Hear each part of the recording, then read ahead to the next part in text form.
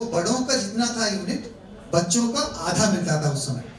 लेकिन अब सबके लिए 5 किलो, लेकिन वो 5 किलो एक बच्चे के लिए भी पर्याप्त नहीं है महीने की।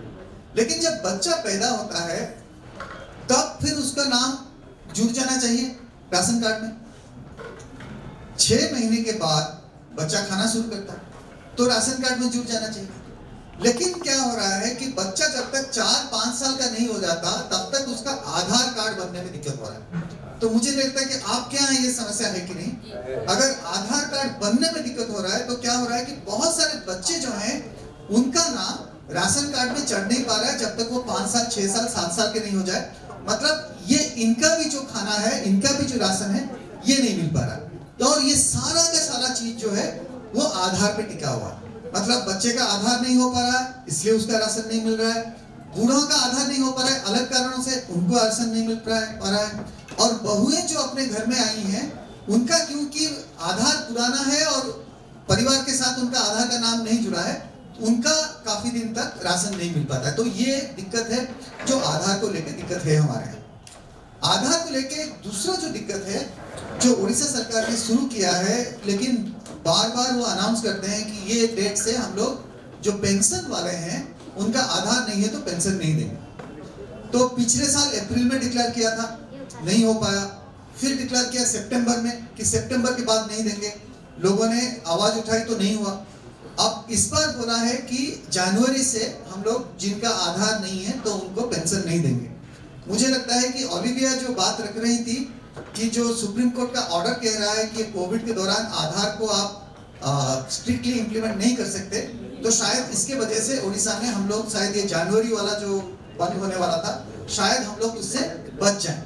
लेकिन उड़ीसा गवर्नमेंट जो है वो कोशिश कर रहा है कि जो पेंशन वाले हैं अगर उनका आधार नहीं है तो उनका पेंशन बंद करने के लिए। तो क्या मध्य प्रदेश में भी पेंशन के ऊपर ऐसा एक जो कहते हैं खड़ जुड़ा हुआ है क्या कि आधार नहीं होगा तो आपका पेंशन बंद होगा, ऐसा बात चल रहा है क्या सरकार? नहीं, ऐसा तो नहीं है, मगर ये है कि अक्टूबर नवंबर में वो एक डिक्लेरेशन में भरवा लेते हैं, उससे काम चलेगा। फिर तो बहुत बढ़िया।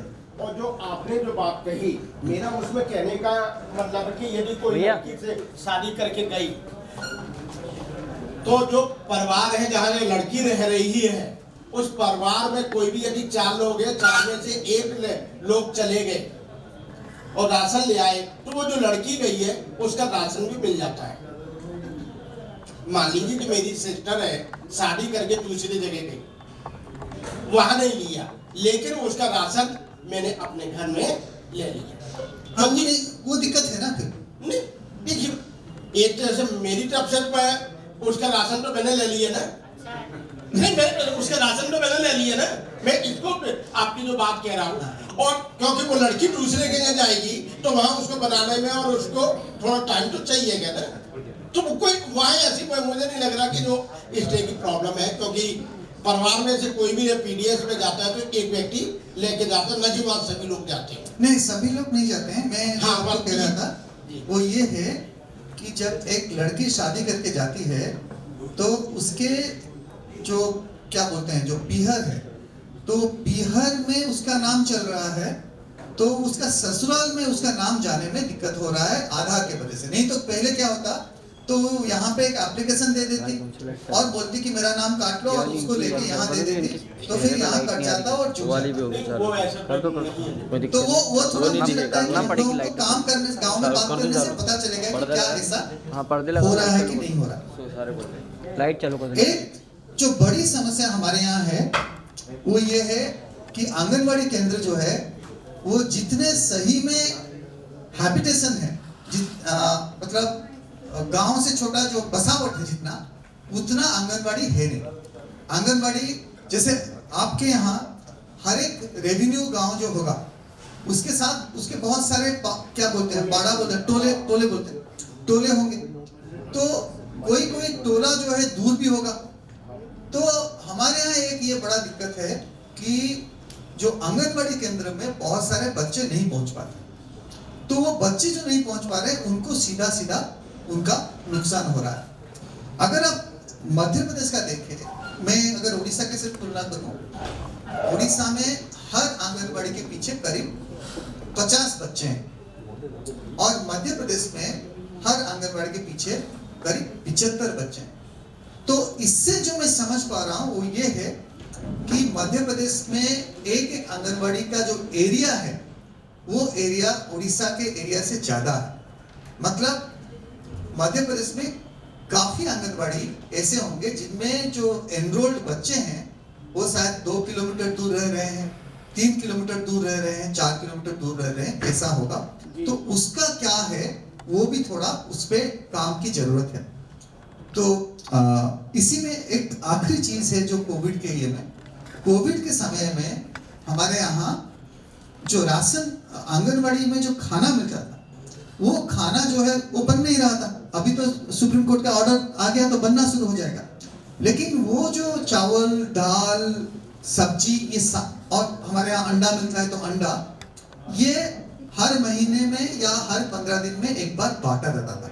क्या आपके कोविड के दौरान क्या आंगनबाड़ी के राशन बांटा गया और कैसे बांटा गया? इसमें एक्चुअली बता दूं आपको, जो कोविड-19 के तहत में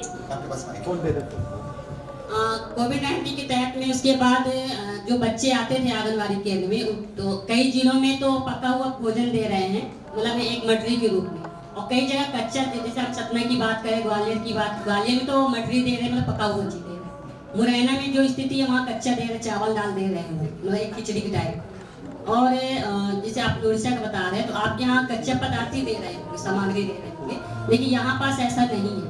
ग्वालियर की अगर हम बात करें तो वहाँ मटरी दी जा रही है जो कि नहीं देना चाहिए, और वो भी दे रहे हैं जो तो इतना बेकार दे रहे हैं, वो 4-5 दिन का रहता है और वो बच्चे इसको खाते नहीं है। और वहाँ वो जो मटरी मतलब नमकीन टाइप का मैदा का जी, तो स्वाभाविक बात है कि क्या वो चीज मीठा चीज जो है 5-6 दिन तक आप उसको नहीं रख सकते, केवल 2 दिन तक आप इस्तेमाल कर सकते हैं, और इतना बेकार वो खाने में लगता है। बच्चे जब खाएंगे तो स्वाभाविक है कि स्वास्थ्य की दृष्टि से उसको हानिकारक होगा, तो उनके पेरेंट्स लोग उसको फेंकते हैं। और इस पर भी हमने एक मुद्दा उठाया था। मैं बता दूं, मैं वीडियो लेंटियर हूँ और हम समुदाय के साथ ही काम करते हैं, उस पर भी हमने महिला बाल विकास में इस पर शिकायत किया था, जिसमें हमारे साथ अमीन भी जुड़े हुए हैं। तो अभी इसमें सिर्फ मेडिसिन को लेकर भी हमारा चर्चा चल रहा था, तो पोर्शन में अभी उसमें कोई गुणवत्ता की बात करें तो सुधार नहीं किया। तो ये तो बहुत सीधी सी बात है कि जो हॉट कुक मील, जो आंगनबाड़ी का जो नियम है कि जो 3 साल से बड़े बच्चे हैं उनको हॉट कुक मील मिलेगा, तो उसके एवज में मटरी देना तो कोई भी जायज नहीं हो सकता। तो ये था।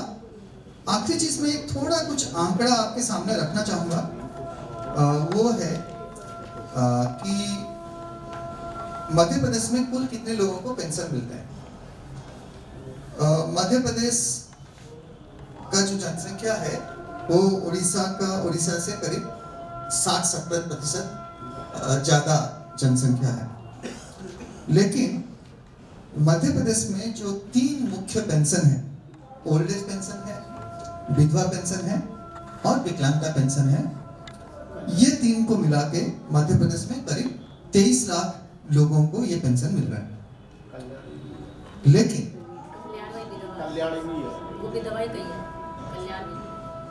तो जो केंद्र सरकार के पास डेटा है उसके हिसाब से आपके यहाँ करीब 23 लाख लोगों को पेंशन मिल रहा है, जबकि उड़ीसा जो आपसे छोटा राज्य है उसमें करीब 48 लाख लोगों को पेंशन मिल रहा है। मतलब आपका 23 लाख, 23 का दुगना से भी ज्यादा 48 लाख लोगों को पेंशन मिल रहा है। लेकिन इसके साथ कुछ नई चीजें किया गया है जो मुझे लगता है कि मध्य प्रदेश में आप लोग कोशिश कर सकते हैं। एक तो पहला चीज है कि जो विधवा पेंशन है वो ये कहता है कि अगर आप अकेले हो क्योंकि आपका पति मर गए तो आपको मिलता है, लेकिन कहीं कहीं पे क्या है कि वो महिला जो है वो पति को छोड़ के भाग आई है क्योंकि पति ने मारपीट किया, या पति ने डिवोर्स नहीं किया है ऐसे ही छोड़ दिया है, या पति ने डिवोर्स कर दिया है, तो इनके लिए कोई पेंशन की पहले व्यवस्था थी नहीं, अभी भी केंद्र सरकार का कोई व्यवस्था है नहीं। तो ये एक चीज है जिसके ऊपर अभी उड़ीसा सरकार ने किया है कि एक पेंशन जो है वो जो सिंगल वुमेन है, जो लोग विधवा नहीं है लेकिन सिंगल है, मतलब शादीशुदा नहीं है या फिर शादी किया है लेकिन फिर पति छोड़ के चला गया या ये खुद छोड़ के चला गया क्योंकि पति का जुर्म था करके, तो ये एक पेंशन है। मुझे लगता है कि वो मध्य प्रदेश के संदर्भ में हम लोग उसको बात रख सकते हैं, आगे चल सकते हैं। दूसरा पेंशन है वो है जो ट्रांसजेंडर हम लोग कहते हैं जो, तो वो ट्रांसजेंडर के लिए मैं अभी आपका जो डेटा देख रहा था कि मध्य प्रदेश में एक भी ट्रांसजेंडर को पेंशन नहीं है, लेकिन उड़ीसा में एक नया जो आया है वो है ट्रांसजेंडर का पेंशन। तो वो मुझे लगता है कि ट्रांसजेंडर आप लोग समझ रहे हैं। हाँ। तो ये एक चीज है जिसके ऊपर काम भी किया जा सकता है। और तीसरा एक काफी पुराना पेंशन है उड़ीसा में, करीब 2009 का पेंशन है, 9 से शुरू हुआ। वो है जो लोग HIV एड्स के साथ जी रहे हैं, तो ये भी एक पेंशन है जिसके ऊपर हम लोग शायद काम कर सकते हैं, क्योंकि ये लोग भी बहुत ही वनरेबल हैं। तो मुझे लगता है कि कई चीजें नया शुरू किया जा सकता है।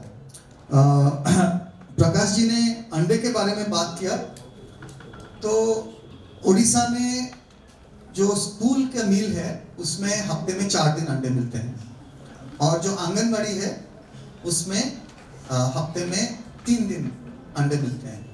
और कहीं ना कहीं ये बहुत ही गलत हो रहा है कि मध्य प्रदेश में अंडे नहीं दे रहे। तो जो ICDS का जो नियम है कि कितना प्रोटीन होना चाहिए, उसके तरीके से भी हम लोगों को थोड़ा देख सकते हैं कि क्या यहाँ पे उतना प्रोटीन बच्चों को मिल रहा है, आंगनबाड़ी में उतना प्रोटीन मिल रहा है मिड डे मील में। तो फिर उसका भी कोई संभावना है कि एक छोटा सा अगर रिसर्च हो इसके ऊपर केस बन सकता है। नहीं, 2 मिनट नहीं चाहिए, हो गया। Thank you.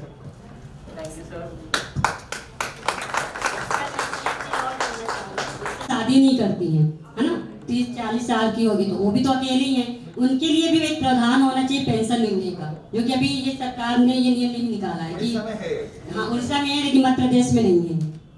तो मुझे लगता है मध्य प्रदेश में भी इसकी मांग करनी चाहिए कि जो अनमैरिड लड़कियां रहती हैं 30-40 साल की होगी, वो शादी नहीं कर रही हैं, उनको भी पेंशन मिलना चाहिए।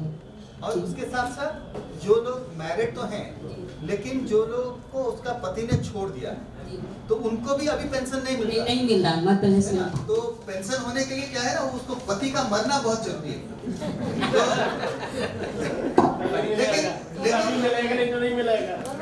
लेकिन आदमियों के लिए अच्छा है कि इसके अलावा भी मिल सके पेंशन, ये आदमियों के लिए अच्छा है। या छोड़ना पड़ेगा। तो ये जो पेंशन पर हम चर्चा कर रहे हैं, तो ये पेंशन मतलब का दर किस स्वरूप में हम लोग देखते हैं? पेंशन जो ऊंट के मुंह में जीरे की तरह डाल दिया जाता है। अब सब लोग ऊपर गए तो सबने प्लेट में देख के फिर सोचा कि एक छोटा चम्मच टीस्पून ही खाना है, या प्लेट भर के लेते हैं। तो ये जो पेंशन का जितना पेंशन मिल रहा है उसको लेके हम कैसे प्लान कर सकते हैं कि इसको हम बढ़ाएं, उसके बारे में शायद अगर कोई पहल करें। जैसे आपने बहुत अच्छे तरीके से आंगनवाड़ी के बारे में बताया कैसा खाना मिल रहा है, इसी प्रकार से विधवा पेंशन, परित्यक्ता पेंशन के बारे में भी बात चल रही है। तो रेट पे अगर हम कुछ बात करें कि कितना पैसा हमको जो है पेंशन के रूप में महीने में मिलेगा, तो कितना मिल रहा है अभी? विधवा पेंशन सर 500 रुपए, वो भी उसमें भी कैटेगरी बटा हुआ है। मतलब BPL है तो 600 और अगर जनरल में है तो वो 300-400 ऐसा है। उड़ीसा में कितना मिल रहा है? उड़ीसा में कितना है? नहीं, उड़ीसा को नहीं देखे आप, उड़ीसा और कर्नाटका को मत देखिए, आप देखिए कितना होना चाहिए और उसको लेके हम कैसे आगे मूव कर सकते हैं, उसके बारे में विचार करने की जरूरत है। मुझे लगता है कि सेशन अगला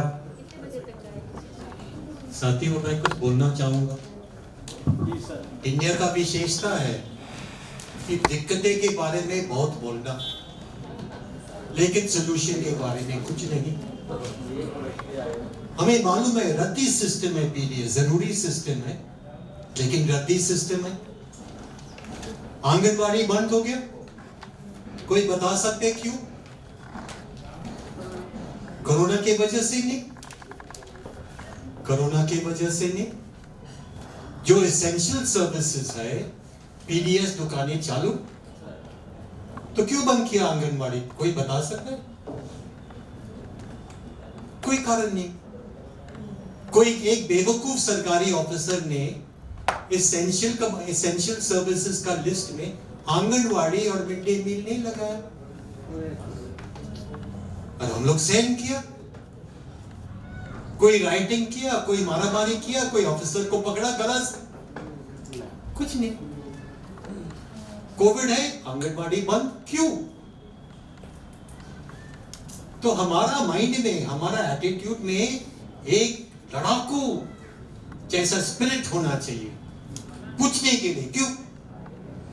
जब मैंने देखा कि आंगनवाड़ी बंद हो गया 1 साल के लिए, पूछा क्यों?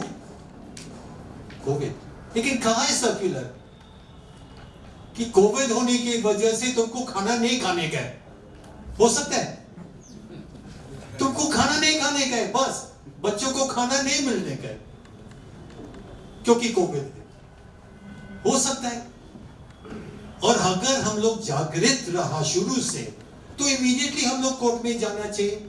हम कोर्ट में गए 1 साल के बाद और अभी कोर्ट का ऑर्डर आ गया, गलती मेरी है। तो जब कुछ होता है इतना व्यापक स्तर पर कि बंद करो, बच्चों के लिए जो मैल नरिश्ड बच्चे हैं उनका खाना बंद करो, कोई बेवकूफ ऑफिसर जो बिना सोच के लिस्ट में नहीं लिखा आंगनवाड़ी सर्विसेज, जो सुप्रीम कोर्ट में अगर हम जाते within 1 minute we would have got the order कि ये एसेंशियल सर्विसेज में लिखा करो। लेकिन हम जो सामाजिक कार्यकर्ता है हमने सोचा भी नहीं। इतना जैसा सरकारी का कहना, सरकारी का स्कीम, सरकारी का पॉलिसी, इसमें इतना फंसा हुआ है कि हमारा खून में चला गया। तो हमारा सोच सरकारी जैसा सोच है। कोविड, एक बात ध्यान में रखो, और ये बहुत जरूरी है कि हर चीज जो सरकार लिखती है वो कानून नहीं है। सबसे बड़ा कानून संविधान। तो सोचो, अगर समझो सर्कुलर निकला कि कोविड के टाइम पर बच्चों को खाना नहीं मिलेगा, इसका मतलब नहीं है कि ये संवैधानिक है।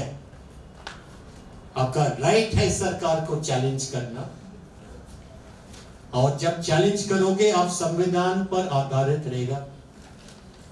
और कौन सा नंबर आर्टिकल, कौन सा number article? You tell me. 21. Stand up and tell. Article 21. Article 21 क्या है? Right to life and personal. Right to life. Yes. तो अगर कोई बेवकूफ ऑफिसर, अगर चीफ सेक्रेटरी मध्य प्रदेश भी लिखता है कि कोविड की वजह से आंगनवाड़ी नहीं चलेगा, तो राइट टू लाइफ के खिलाफ है। Correct? Now you have to start working with that. No point only knowing constitution. All some students are at the back. You have to start working and doing cases. You get no? Work with us also, Human Rights Law Network. Work with them also. तो पिछले वाला session में आपको बताया कि अगर PDS system में जो मिलना चाहिए था नहीं मिला, तो क्या करोगे?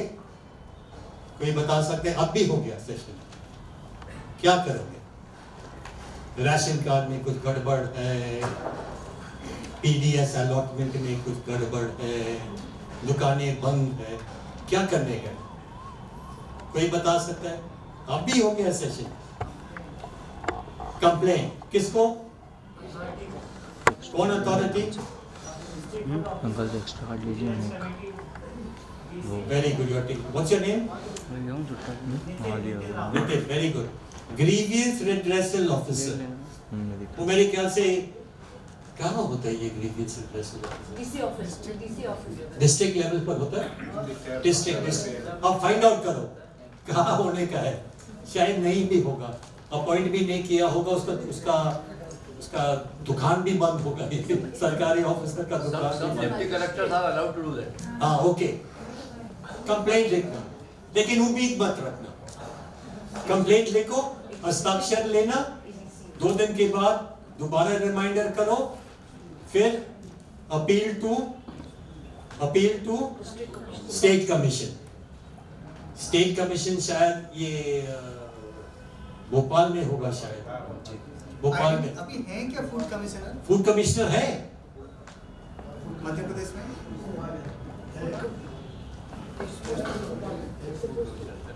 बॉस देखो, तुम ये राइट टू फूड सीरियसली लोगे ना और केसेस करोगे। हमारा राइट टू फूड केस आपको मालूम है कितने लोगों का फायदा हुआ? बताओ बताओ, कितने बच्चे, महिलाएं और पीडीएस मेंबर का कितना लोगों का फायदा हुआ पता? 350 मिलियन एक केस।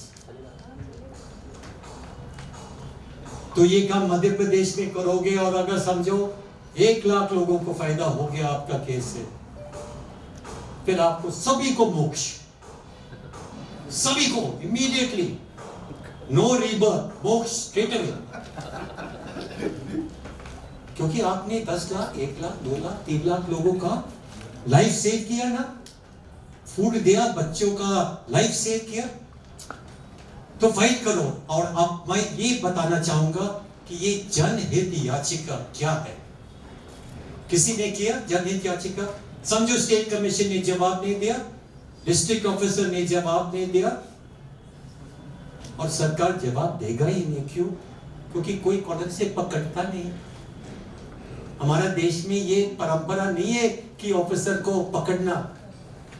तुम साउथ अमेरिका में जाना, ब्राजील में जाना, अर्जेंटीना में जाना, ऑफिसर जवाब ठीक से नहीं देगा तो कॉलर से पकड़ता। मैं ये नहीं कहता क्योंकि कैमरा चालू है ना, मैं ये नहीं कहता कि किसी को कॉलर से पकड़ता,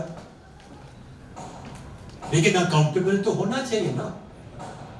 तो ये बताओ, ये लोग जवाब नहीं देगा तो आप क्या करोगे? क्या हाईकोर्ट, हाईकोर्ट में करोगे क्या जनहित याचिका?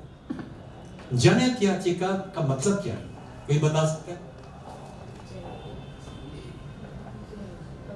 Yes sir. जनहित के मुद्दों को कोर्ट में ले जाना। करेक्ट। मतलब एक जैसा बहुत लोगों साथ में, क्योंकि एक डिमांड है तो सभी को अलग अलग केस करना जरूरी नहीं, लेकिन करे कैसे? और हर मीटिंग में सर साहब, हर मीटिंग में दिक्कतों पर बात मत करो। सभी को मालूम है और सभी लोग बोलेगा कि मेरा गांव में ऐसा वैसा हो गया, ऐसा फिर दूसरा करा रहे, ऐसा वैसा हो गया, ऐसा पूरा सेशन खत्म हो जाएगा दिक्कतें बताने में। रास्ता क्या है?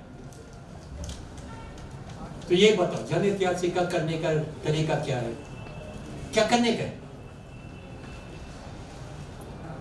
कोई है? Any law student will tell us how to draft. Madam, you say. जिस सब्जेक्ट पर हमें जनहित याचिका लगाना होता है, उससे संबंधित हम सारे मटेरियल पहले ही चर्चा करते हैं। जैसे अगर हम food of right of food पे ले लें, अगर किसी को कोई प्रॉब्लम है, जैसे राशन की दुकान है, तो हम सबसे पहले वो राशन वाले की दुकान की जो कंप्लेन है, उससे जो उसकी अथॉरिटी है, जहाँ हम उसे कंप्लेन करेंगे, उसकी रिसीविंग लेंगे। अगर वो नहीं मानते तो हम उसकी अपील करेंगे। अपील से डिसीजन आया। वेरी गुड मैडम, रुक जाओ। सूचना कलेक्ट करना, इंफॉर्मेशन कलेक्ट करना। इंफॉर्मेशन कलेक्ट करना इसका मतलब नहीं है कि डॉक्यूमेंट हो आपके पास, क्योंकि बहुत लोग कहते हैं कि मेरे पास कहाँ डॉक्यूमेंट है, मेरे पास सबूत नहीं है। सबूत मतलब डॉक्यूमेंट, वीडियो, जबान सबूत नहीं होता। जबान इज नॉट प्रूफ। अगर कोई बुजुर्ग महिला बोलेगा कि देखो साहब 6 महीने से हमको अनाज नहीं मिला, वो काफी नहीं है। स्टेटमेंट काफी नहीं है। किसने कहा? कोई अंग्रेज वाला आया क्या बोलने के लिए तुम्हारा लिखित रूप क्या है, डॉक्यूमेंट क्या है, वीडियो कहाँ है? किसने बताया? तो अगर आप, मेरा कहने का मतलब नहीं, madam you are perfectly correct, collect the proof, collect the evidence, but I am saying अगर आप गांव में गए और सारे लोग कहते हैं आपसे कि देखो मेरा खाना नहीं हुआ 1 महीने से, उसका स्टेटमेंट है, बोलेगा देखो इसके ऊपर साइन करो, बस एविडेंस आप खुद बनाओगे और वो 1 page letter to Judge Sahab, Chief Justice, कि सर इन माई विलेज, हमारा गांव में 2-3 महीनों से अनाज नहीं मिल रहा। वो सबूत है, सबूत अग्री। और उसको हम बाय रजिस्टर्ड भी अगर हम PDF करके अगर हम चीफ जस्टिस के नाम पे देते हैं और चीफ जस्टिस चाहे उसके तो सो मोटिव लेटर से PIL में रजिस्टर्ड कर सकते नहीं करे, सुओ मोटो भी कर सकते हैं, कुछ भी कर सकते हैं, लेकिन ये लोग करते नहीं आजकल। तो आप करो। तो सबसे पहले कलेक्ट एविडेंस, फिर लिखेगा कैसे? फर्स्ट पैराग्राफ क्या रहेगा? फर्स्ट पैराग्राफ में आप अपने आप को अपने इंट्रोडक्शन करेगा कि मेरा नाम है ये, मैं वकील हूँ, मैं फलाना डिस्ट्रिक्ट में रहता हूँ और मेरा गांव में ऐसा हो, ये PDS का ये, ठीक है, फर्स्ट पैराग्राफ। क्योंकि जज साहब देखना चाहेंगे आप है कौन है ये जिन्होंने मुझे लेटर लिखा। सेकंड पैराग्राफ क्या होगा? सेकंड पैराग्राफ में हम जिन लोगों से मिले हैं, जिनके स्टेटमेंट लिए हैं, वहाँ पर जो प्रॉब्लम्स है उसको फर्स्ट क्लास पैराग्राफ अच्छी तरह से लिखो। फलाना तारीख को ये हुआ, फिर फलाना तारीख को ये, फलाना तारीख को ये, फलाना तारीख को ये, हो गया। और लास्ट में क्या लिखोगे? हमें जो ब्रीफ चाहिए कि इसमें ये होना चाहिए जो नहीं हुआ। हमें क्या चाहिए? प्रेयर में प्रेयर डिमांड, बस हो गया। First is introduction, second is हकीकत है, एंड थर्ड इज डिमांड। तो madam you are now the leader of the whole group here today. आप रहते कहाँ? सर मैं जबलपुर में रहती हूँ, MP हाई कोर्ट से हूँ। मेरा नेटिव प्लेस सतना का है, पर Bengal you start doing cases now? You're in Jabalpur? Yes sir. Lawyer? Yes. Then you do the cases in Jabalpur for us now. And there are some other lawyers here also. Who is that gentleman at the back? What's your name? You're where? From Gwalior. My hometown is in Datia district. But you're where? Staying where? I'm staying in Gwalior. But the distance between Datia and Gwalior is 70 kilometers. So Doesn't matter, boss. You're close to a high court. She is in the high court. Don't worry. So, madam, now you do. Anyone who wants your help, you please help them. Okay? Simple. Grievance redressal. 1 week you finish. District officer, no reply. State commission, no reply. PIL. Okay? And 50% cases you win. 50%. Food ka cases. Let us suppose 25% cases you win. You do 50 cases, you win, say 10 cases. What a big victory. In the beginning, no? You fight the cases, that's all. So now you learn the purpose of ये meeting का मकसद ये था, ये नहीं कि difficulties के बारे में हो। हमें मालूम है ट्राइबल सेशन में, हमें मालूम है 10% ट्राइबल्स को रिकॉग्नाइज किया क्लेम्स। हमें मालूम है बार बार ये बोलना क्या फायदा। How to use the law to fight against injuries. Sir एक छोटी सी बात और के संबंध में कि कोई संगठन या कोई व्यक्ति अगर जनहित याचिका लगाना चाहे तो फीस का प्रावधान क्या है? देखिए साहब, फीस मतलब लॉयर का फीस? हाँ सर, कोर्ट का या देखो साहब, बात ऐसा है, तुम जनरली लॉयर के पास जाओगे जो ह्यूमन राइट्स लॉयर नहीं है, तो आपको पूरा आपका बैंक बैलेंस खाली करेगा और केस भी नहीं करेगा, ऐसा है। लेकिन ऐसा चुन के जाना जो ह्यूमन राइट्स लॉयर है, जो आपसे पैसा नहीं लेगा। मैक्सिमम वो टाइपिंग का कच्चा, कोर्ट फीस वगैरह जो होता है 2000, 3000, 4000, मैक्सिमम 5000। अगर बहुत जेरोक्सिंग करने मैक्सिमम 5000। लेकिन अगर आपका कैपेसिटी है पेमेंट करने का, आप पोर नहीं है, तो ह्यूमन राइट्स लॉयर को फीस भी देना, कुछ 10,000, कभी 20,000, आपका कैपेसिटी क्या है। ये नहीं कि आप रिच आदमी है लेकिन ह्यूमन राइट्स लॉयर के पास गया और ऐसा नहीं। गरीब के लिए फ्री, गरीबों के लिए पैसा का खर्च भी फ्री, और जो मध्यम वर्गीय और अगर कोई अमीर व्यक्ति है तो कच्चा का पैसा कर लो, 5,000 समझो, 3,000, कभी कभी 2,000 होता है, और फीस भी आप अच्छी तरह से ईमानदारी से पेमेंट करो फीस, क्या फर्क पड़ता है। और याद रखो कभी कभी ये जनहित याचिका का केसेस कभी कभी फास्ट भी चल सकता है डिपेंडिंग ऑन जज। Anand Rai, you have done so many cases. You give some experience also, positive experience. एक मेरी वाइफ डॉटर से बैठे थे रिगार्ड टू लाइफ, तो उसने एक टीआईएल फाइल की थी, तो उसको यहाँ इस बेसिस पे रिजेक्ट कर दिया कि आप गवर्नमेंट एम्प्लॉई हो, आप टीआईएल फाइल नहीं कर सकते। जबकि सिविल सर्विस कंडक्ट रूल्स में तो ऐसा नहीं है, government employee can do social service. तो सर इस पे क्या? I understand. There's some complication क्योंकि you are a government service and you are filing case against the government. Actually, no bar, but it depends on the judge. Depends on the. Thank you. जी द्वारा उड़ीसा जो है जो मुझे बोलना था रखना था वो सभी टॉपिक इसमें आ चुके हैं। लेकिन इसमें एक चीज़ मैं जरूर कहना चाहूँगी कि जब हमें कोई भी मुद्दा मिलता है, जब अकेले ये बात सही कि अगर हम किसी का भी मुद्दा अकेले लेकर जाएंगे तो उसका हल नहीं है ना, समाधान है। तो वीडियो वॉलंटियर, जैसे कि मैं एक वीडियो वॉलंटियर से जुड़ी हुई हूँ और मैं सतना और ग्वालियर दोनों का देख रही हूँ। वो जमीनी है, चाहे गवर्नमेंट की पॉलिसी हो, चाहे हम राशन की बात करें, चाहे आंगनबाड़ी केंद्र की बात करें, जो भी पॉलिसीज भी योजनाएं की कमी है तो हम उसको एक समुदाय के माध्यम से उठाते हैं, उस पर वीडियो बनाते हैं और उस वीडियो को हम एक अधिकारी को दिखाते हैं और इसको पब्लिश करते हैं कि यहाँ पास ये कमी है। क्योंकि कभी कभी अधिकारी, जैसे सर ने कहा कि हमारे पास कोई भी प्रूफ नहीं है तो हम क्या दिखाएं, तो कहीं ऐसे अधिकारी मिल जाते हैं कि वो बोलते हैं कि आप हमें कैसे कह सकते हो कि हमारे केंद्र में ये कमी है। तो हमारे पास कुछ सबूत तो होना चाहिए कि वो समुदाय बोले, हम वहाँ हाईलाइट ना हो, पब्लिक से बुलवाएं जिसकी समस्या है। तो उनकी अगर हम 10 लोगों को लेके जा रहे हैं तो वहाँ 20 लोगों को फायदा होगा, तो वो जल्दी काम होता है। एक मेरा ये सुझाव था।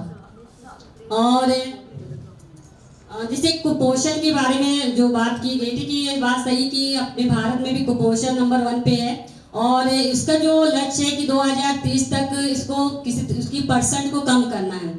और NHM भी कई प्रोग्राम ला रहे, कार्यक्रम ला रहे हैं, जैसे HBYC का भी कार्यक्रम लाया गया ताकि इसमें मातृ मृत्यु दर और नवजात शिशु मृत्यु दर की जो % है वो कम हो और कुपोषण का % भी कम हो।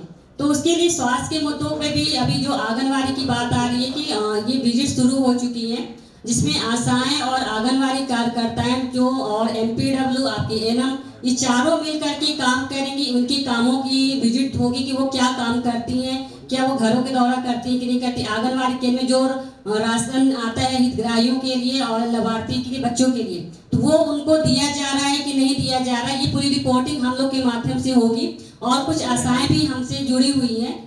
मैं एक डिस्ट्रिक्ट ट्रेनर भी हूँ आशा की, तो वो हम लोग को भी रिपोर्टिंग करेंगे कि वो मिल रहा है कि नहीं मिल रहा, वो फोटो खींच के डालेंगे कि क्या कमियां हैं और वो हितग्राहियों से भी हम लोग बात करेंगे। ये एक हमारा समाधान है।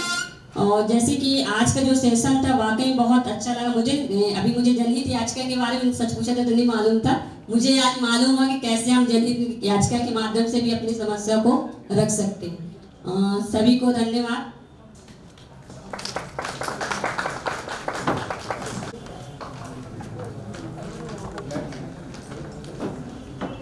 थैंक यू सबने। आज का लास्ट सेशन है environment justice.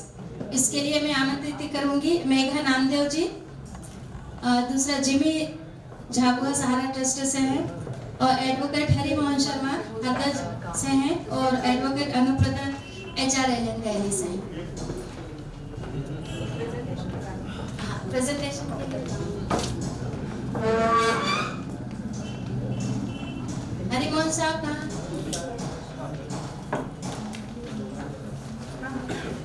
अनुप्रदा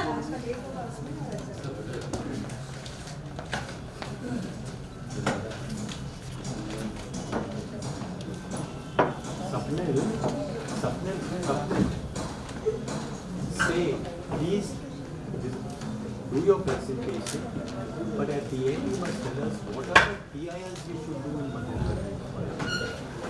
Right in the beginning just say Anuprada, go up. Yes.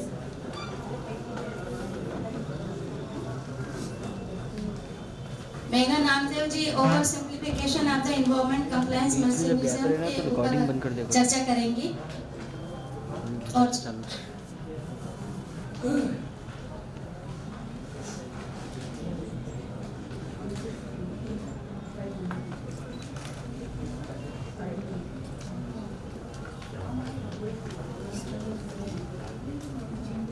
जो भी मुद्दे आज निकले हुए हैं और अभी भी इन्वायरमेंट के ऊपर जो अभी चर्चा होगी और प्रेजेंटेशन आप देखेंगे, उसके बाद आप सुझाव जरूर दें कि हमें किस तरीके से PIL लगाना है। अभी कॉलिन सर ने भी कहा, आपको समझ में भी आया कि किस तरीके से PIL लगाना है। तो सबसे ज़्यादा ज़रूरी है पूरी मीटिंग के बाद कि सॉल्यूशन क्या निकल रहा है और हमें नेक्स्ट स्टेप क्या लेना है।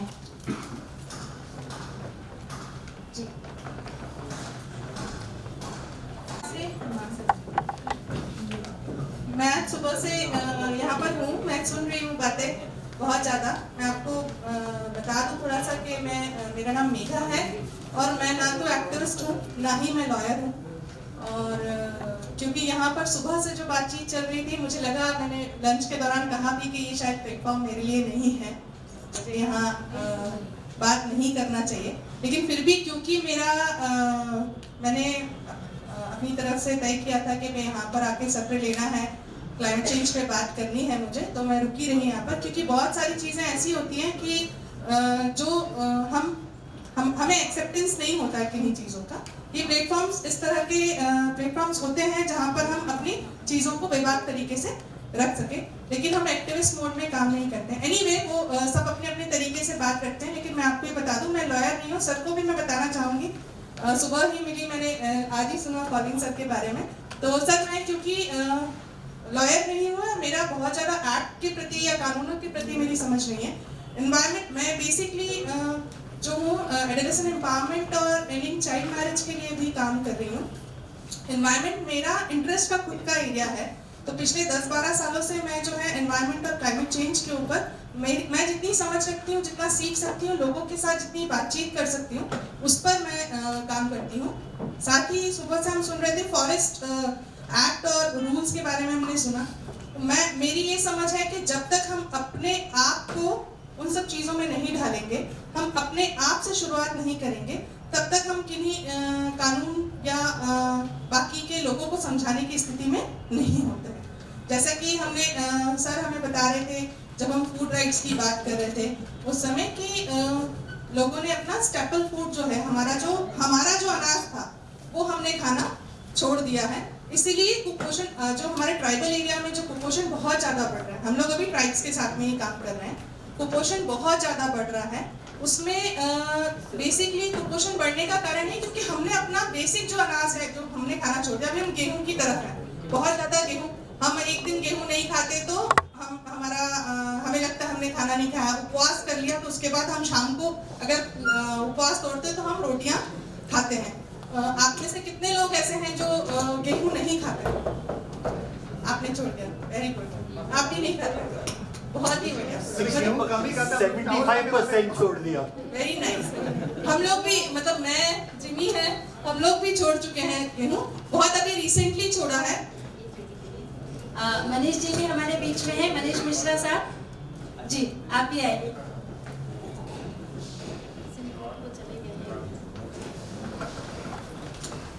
तो चलिए, कम से कम इन लोगों में हम अभी 100 अगर माने तो 100 तो नहीं होंगे शायद, हम 60-70 लोगों में 2-3 लोग ऐसे हैं जिन्होंने छोड़ा। और अभी जो पीडीएस में हम बात कर रहे हैं, इंक्लूड हो रहा है, तो गवर्नमेंट अवेयर है। ऐसा नहीं है कि सरकार को पता नहीं, जैसे हम जैसे कुछ लोग हैं या आप हम जैसे लोग हमेशा जागरूक करते रहते हैं सरकार को। पीडीएस में भी मिलेट जो है उसको इंक्लूड कर रहा है सरकार, इंक्लूड हो गया है। 2023 जो है इंटरनेशनल मिलेट ईयर होने वाला है, जिस पर सरकार बहुत ही बृहद लेवल पे काम कर रही है। और ट्राइब में हम लोग क्योंकि खुद काम कर रहे हैं कि हम जो है एक अनाज और एक डिस्ट्रिक्ट वाला भी एक खेती ना, 1 क्रॉप 1 डिस्ट्रिक्ट का कॉन्सेप्ट भी सरकार ने किया है। तो कुछ ट्राइबल एरिया जो है जहाँ पर मिलेट्स को उगाने की बात की जा रही है। तो एनीवे, अगर हम इस तरह से बात करें तो हम जब तक अपने आप में परिवर्तन नहीं लाएंगे, अपनी चीज़ों में परिवर्तन नहीं लाएंगे, तो मुझे लगा कि अभी हम यहाँ पर बैठे हुए हैं, एनवायरनमेंट की अगर हम बात कर रहे हैं, हम लोग सब प्लास्टिक की बोतल में पानी पी रहे हैं, ठीक है, फिर भी हम एनवायरनमेंट की बात कर रहे हैं। मैंने नहीं पिया, मैं नहीं पीती हूँ, मैं अपना बॉटल साथ में लेके चल रही हूँ। बहुत ज़्यादा चेंजेस है मेरे में। अभी रिसेंटली मैंने जब सोचना शुरू किया इस बारे में तो करना शुरू किया। कॉफ़ी चाय हम छोड़ चुके, लेकिन कॉफ़ी पी सकते थे ऐसा, लेकिन क्योंकि डिस्पोजेबल में है इसलिए नहीं पीना है इसको। तो ये छोटी छोटी सी बातें हैं हमें अपने आप से चेंज करने की, और ये हमें कोई बताने नहीं आएगा। इंदौर जो है स्वच्छ शहर है, आदत में बदलाव हुआ है इंदौर में, और मुझे लगता है कि यहाँ पर आके आप सब लोग देखेंगे तो आपको अपनी सिटी से तो बेहतर यहाँ स्वच्छता नजर आई होगी। सफाई बहुत ज़्यादा है, लोगों ने अपनी हैबिट्स चेंज की। एनवायरनमेंट बहुत हैबिट से जुड़ा हुआ मुद्दा है, बहुत ज़्यादा। अगर हम अपनी बहुत सारी चीज़ों में परिवर्तन कर लेंगे तो बहुत ज़्यादा कंट्रीब्यूट हम एनवायरनमेंट में कर पाएंगे, और बहुत सारी चीज़ों में परिवर्तन आ पाएगा। प्लांटेशन हम बोलते हैं पूरी दुनिया में कि पेड़ लगाना चाहिए, पेड़ों को नहीं काटना चाहिए। अब आप हम खुद से पूछे कि हम कितने पेड़ लगाते हैं, या हम कितने पेड़ों की सुरक्षा कर रहे हैं, हम उसमें कितना पानी दे रहे हैं, हमारे गार्डन में कितने पेड़ हैं, या हम ये सोच के यार मेरे गार्डन में पेड़ नहीं है तो मेरे को क्यों जाके लगाना है कहीं पर पेड़। कितना प्लांटेशन, मैंने बहुत सारे, जब मैं बायोडाइवर्सिटी के साथ में, मैं मध्य प्रदेश में बायोडाइवर्सिटी बोर्ड के साथ में भी काम कर रही थी। इंदौर के लिए मैं बायोडाइवर्सिटी ट्रेनर थी। बेसिकली जो कमिटीज की हम बात कर रहे हैं उसमें एक पीपल्स बायोडाइवर्सिटी रजिस्टर बनता है हर ग्राम पंचायत के लेवल पे, जिसमें हमें हर गांव की में किस तरह की जैव विविधता है, जैविक विविधता है, उसको हमको देखना था। वहाँ उसमें मैं कई ऐसे लोगों से मिली जिन्होंने जंगल के जंगल बसा दिए हैं बिना किसी इस बात के कि मुझे इससे कितना फायदा होगा। तो हम कितना सोचते हैं इस बारे में। बहुत अच्छे कुछ मुझे शुरू में बहुत ऐसा लगा कि मैं नेगेटिव जगह पे आ गई, लेकिन बीच में जब सत्र हुआ तो मुझे थोड़ा पॉजिटिव भी लगा कि कुछ लोग कम से कम ऐसे हैं जो लोगों की बातों को सुनकर, क्योंकि हम सिर्फ बात करके नहीं, जब तक हम कोर्ट में केसेस को नहीं लेके जाएंगे और वहां से हम उसमें जजमेंट्स नहीं लेके आएंगे तो काम नहीं हो सकता है। तो आप में से कुछ लोग ऐसे हैं जो इस तरह के काम कर रहे हैं, तो सभी को ऑल द बेस्ट। मैं थोड़ा सा क्लाइमेट चेंज की तरफ कितनी समझ है सबकी मुझे नहीं पता। आप में से कितने लोग क्लाइमेट चेंज को समझते हैं? अभी जो हमारे सराउंडिंग चेंज जो हम देख रहे हैं, बहुत ज़्यादा ठंड नहीं पड़ रही है, कभी गर्मी हो जाती है, कभी भी बारिश होने लग जाती है।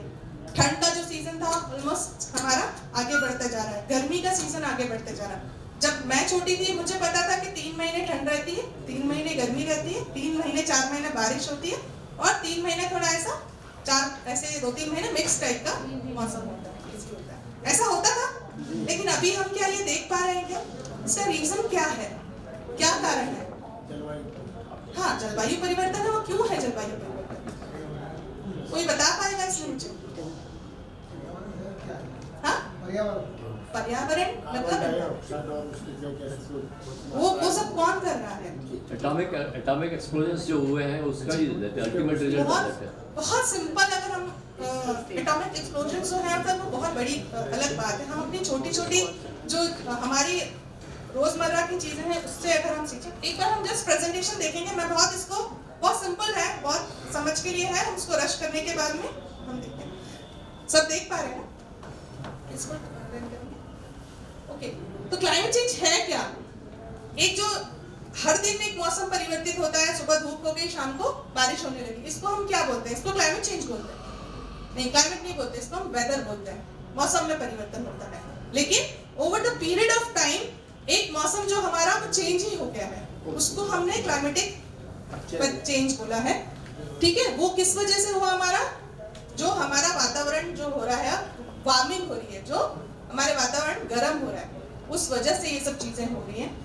अर्थ अभी हमारी 2000 सालों की तुलना में हमारा जो पृथ्वी है वो सबसे गर्म है इस समय पे।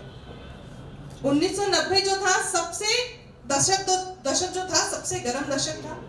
1998 जो था सबसे गर्म वर्ष था हमारा। ठीक है, और जो हमारा बर्फ से ढका हुआ जो एरिया था वो 10% जो है 40 वर्षों में 10% के करीब जो है वो पिघल चुका है। ये सब सोचने की बात है, क्यों ऐसा हो गया है? ग्लोबल इशू है क्लाइमेट चेंज। ऐसा नहीं है कि आज मेरे घर में, और कहां से खत्म होगा ये, इसको सालों में चेंज होता। 10 साल में क्लाइमेटिक चेंज हुआ, तो अब हम अगर परिवर्तन लाएंगे तो हमारे जो आने वाली पीढ़ी है उनको कहीं सही मौसम मिल पाएगा। हम अब वो मौसम सही नहीं देख सकते क्योंकि हमें पता ही नहीं है कि अब हमारी कितनी जिंदगी बची हुई है। नेक्स्ट, तो इंडिया के बारे में अगर हम इफेक्ट हमारे भारत में जो पड़ा है वो हम देखें तो हमारा जो टेम्परेचर है ऑलरेडी 0.7 डिग्री सेल्सियस जो है 1901 से लेके 2018 तक ऑलरेडी बढ़ चुका है। और किसके लिए? ग्रीन हाउस गैसेस इमिशन है। जो ग्रीन हाउस गैसेस सब लोग समझते हैं, हमने 6ठी 7वीं में पढ़ा हुआ है, 6th 7th में पढ़ा हुआ है हमने ग्रीन हाउस इफेक्ट क्या होता है, ओजोन लेयर क्या होती है, ये सभी ने समझा हुआ होगा। हाँ, ओजोन लेयर क्या होती है, ग्रीन हाउस इफेक्ट क्या होते हैं, ग्रीन हाउस गैसेस क्या होती है। ग्रीन हाउस गैसेस से मिली जुली गैसेस जो हमारे एनवायरनमेंट में हमारे रहती हैं और एक वो सराउंडिंग बनाती है हमारा। किसी भी गैस का परसेंटेज अगर लेवल बढ़ता है तो वो हमारी ओजोन की लेयर जो है उसमें क्या कर देता है, छेद कर देता है। और ओजोन की लेयर हमें किससे प्रोटेक्ट कर रही थी? अल्ट्रावायलेट रेज से प्रोटेक्ट कर रही थी जो सूरज से आ रही थी हमारी तरफ। और जब उसमें छेद हो गया है तो क्या हुआ है, हमारा जो गर्म टेम्परेचर हमारा बढ़ रहा है। नेक्स्ट करें। तो ये हमारा ग्रीन हाउस इफेक्टेड जो ग्लोबल वार्मिंग हम कह रहे हैं उसकी वजह से टेम्परेचर बढ़ रहा है और जो हमारा ध्रुवीय जो बर्फ है वो हमारा पिघल रहा है। वो पिघलने के कारण क्या हो रहा है, सी लेवल बढ़ा, मतलब समुद्र का पानी बढ़ रहा है, बहुत सारी जगह पानी भी हमारा बढ़ रहा है। ये बहुत सोचेंगे तो हम बहुत समय से पढ़ते आ रहे हैं, लेकिन हमने इस पे काम कितना किया ये भी समझने की जरूरत है कि हम इसमें क्या कर रहे हैं। अभी हम मास्क यूज कर रहे हैं, सब लोग मास्क यूज कर रहे हैं, कई लोग क्लॉथ के मास्क यूज कर रहे हैं, डिस्पोजेबल मास्क। हमने एक चीज और बढ़ा दी अपने साथ, डिस्पोजेबल मास्क भी हमने। क्या ये बताइए मुझे, इसका ये जो फोल्डर है हमारा, इसका क्योंकि हमने बना लिया, ये मैं बना नहीं कर रही, इसको क्यों दिया गया, इसका क्या उपयोग है, इस फोल्डर का क्या यूज है, कुछ है यूज? इसके बाद जब, क्योंकि बहुत सारे लोग बहुत सारी मीटिंग्स में जाते हैं, ये फोल्डर का क्या उपयोग है, हम घर जाके रख देते हैं इसको। मैं सॉरी अगर ऐसा लग रहा है, लेकिन नेक्स्ट टाइम से अगर हमें अपनी हैबिट्स में चेंज करने की जरूरत है। कोई यूज नहीं है इसका। पेन जरूरी नहीं है देना, आपको सब बंद की, सबको अपना लेके आना चाहिए पेन ना, क्यों देना? पहले हम जो थे रिफिल्स को चेंज करते थे पेन के अंदर, अब वो कल्चर ही खत्म हो गया है। रिफिल्स ने पेन दूसरा, एक पेन खत्म हुआ उसको फेंका, तो पेन प्लास्टिक का है। हम कितना प्लास्टिक प्रमोट कर रहे हैं, तो हमको खुद को समझने की जरूरत है। और ये सब अंदर से समझने की, अंदर से फीलिंग्स आने की जरूरत है, ये कोई और नहीं सिखाएगा। तो ये फोल्डर है, थर्माकोल के ग्लासेस हैं। जब भी हम अब कोशिश करें कि एनवायरनमेंट की जब हम कोई सेशन करें तो इन सब चीजों को अवॉइड कर दें, नहीं तो कोई ना कोई आके हमें टोकेगा कि ये हमने क्यों किया।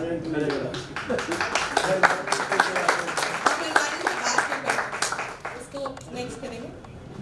तो ये ग्रीन हाउस गैसेस है, अगर किसी को नहीं पता है तो हम ये बहुत सारे साइंस के बच्चे, कई बार ऐसा होता है कि क्यों बता रहे हैं हमें ये, इस तरह की ये गैसेस हैं हमारी जो ग्रीन हाउस हमारा इफेक्ट बनाती हैं। नेक्स्ट करेंगे।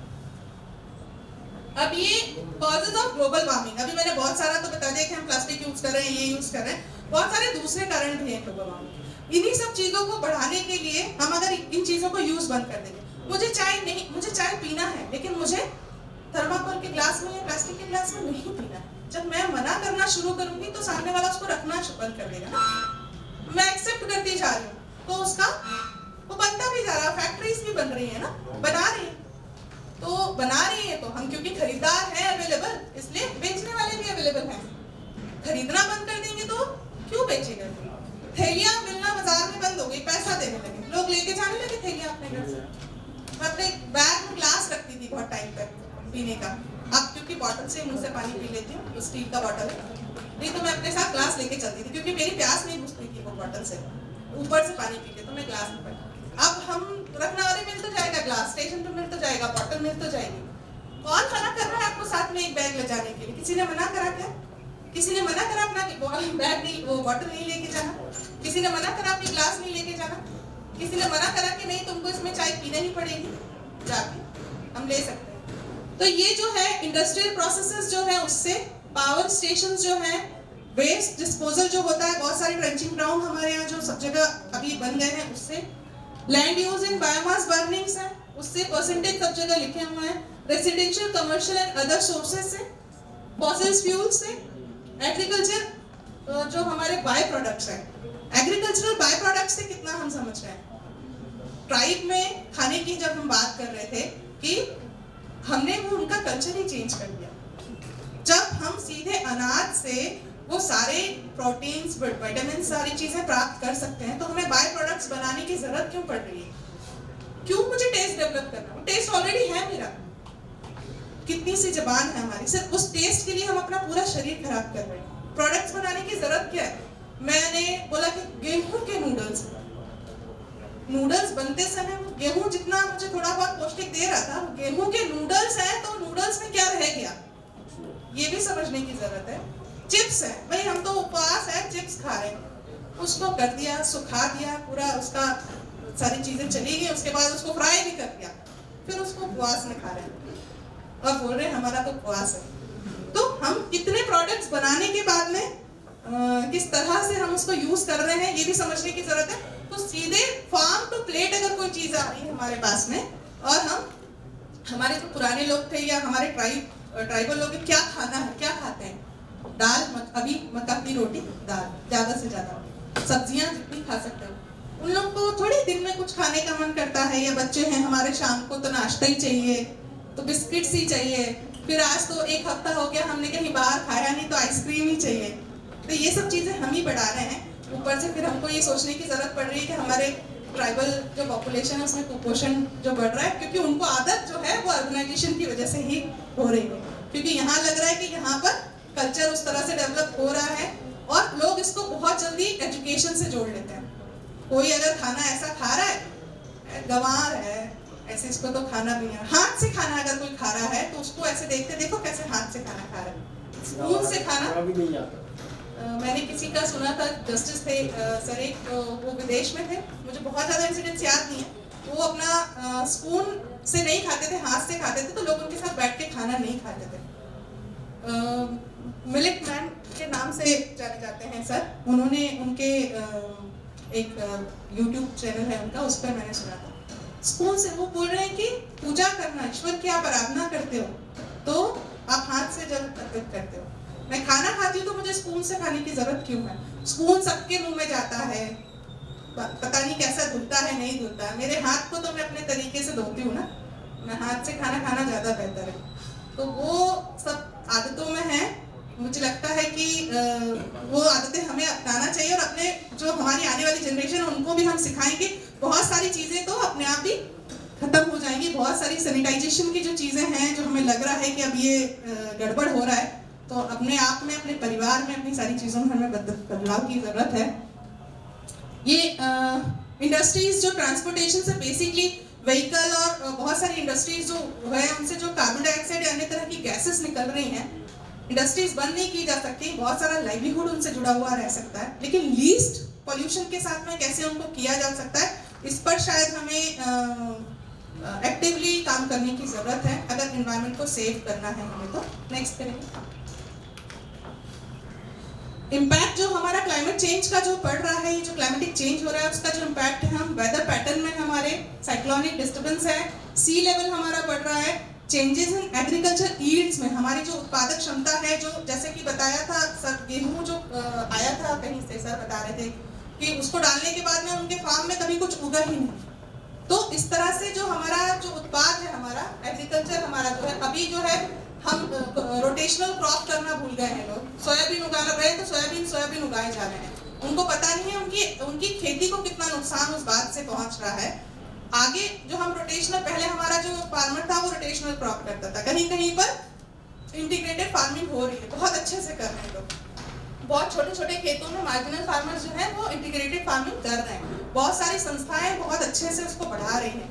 मिलेट फार्मिंग को लेके बहुत सारी संस्थाएं अब जागरूक हुई हैं। मुझे अच्छा लगा कि लोग जो हैं मिलेट्स को लेकर काफी जागरूक हुए हैं। हम अभी जो है IIMR के साथ में भी कुछ काम कर रहे हैं जो millet, basically millet research institute है, Indian institute of millet research जो है उसके साथ काम कर रहे हैं। हम अपने झाबुआ में, जिमी और मैं साथ में काम करते हैं, तो हम झाबुआ में जो है झाबुआ, अलीराजपुर और अन्य जगहों पे मिलेट को वापस लाने की कोशिश कर रहे हैं। डिस्ट्रिक्ट एडमिनिस्ट्रेशन से भी बात कर रहे हैं, हम उसको आंगनवाड़ी के साथ भी लाने की बात कर रहे हैं, क्योंकि वो जो है ग्लूटेन फ्री फूड है, साथ में उनका level of protein, vitamin, beta carotene जो है बहुत हाई है। अगर वो खा रहे हैं कोई, तो दूसरी किसी और चीज की जरूरत नहीं है। उस पर भी हम लोग चीज कर रहे हैं। हम कोशिश करते हैं कि फार्म टू प्लेट हमारे चीजें आ जाए, हम बाय प्रोडक्ट्स की बात नहीं कर रहे।